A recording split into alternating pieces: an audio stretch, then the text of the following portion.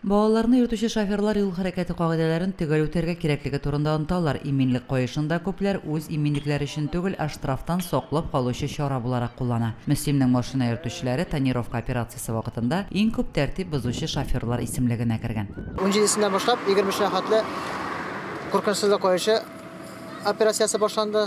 Бу бер атна барачак. Без бу вакыт шушы атна арасында куркынычсызлык куючы эләктермәгән машина йөртүчеләрне беркетмәләр төзәчәкбез. Моның штрафы инде 1000 тәңкә. Куркынычсызлык куючы эләктереп исемнәре бу ДТПлар булган очракта, юл хәрәкәте булган очракта 80% кешенең гомерен саклап кала. Җирлегебездә балалар белән юл транспорт фаҗигаларын булдырмас өчен даими рәвештә рейдлар үткәрелә. 3 ай эчендә районның да инспекторлары юл хәрәкәте кагыйдәләрен бозган 62 балага кисәтү ясаган. Хәзер җиткәчтән бала-чагалар велосипедтар белән, электросамокатлар белән күренә башладылар. Алар бу бик куркыныч әйбер инде, алар йөргәндә ышынмар кисемнәре.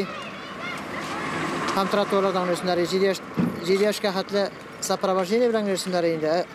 7 яшьтән арткачтан 14 яшьтә уже тротуарларда үсеннәр һәм булар җәүләргә комышламаска тиеш.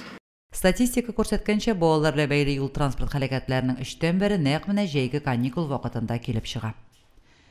Җәйге юлларга китәр алдында мәктәпләрдә сыйныф җитәкчеләре укучыларның әтиәниләреннән велосипед, самокатта йөрергә улыма кызыма рөхсәт бирәм дигән гаризалар яздыра. Бу зур җаваплылык. Әтиәниләр моңа бармак ашагына карамасыннар иде.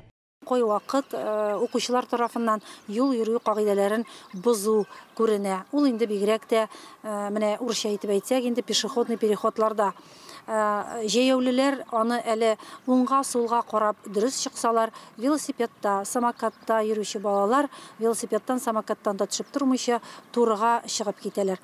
Юл транспорт һәлакәтләренең яртысы диярлек балаларның саксызлыгы аркасында ясала. Алар я урамда тиеш булмаган урыннан юлга йөгереп чыгалар, я велосипедта, самокатта барганда хәвефсезлек чаралары турында оныталар. Балаларның иминлеген кайгырту иң беренче чиратта ата-аналарның бурычы. Руль артына утырган кешеләр дә һәрвакыт игътибарлы булсын иде. Урам чатларында, парклар, скверлар, балалар мәйданчыклары янында, ишек алларында хәрәкәт тизлеген шоферлар киметергә онытмасыннар иде. Лилия Шәймиева, Динар Нуртдинов, Мөслим телевидениесе.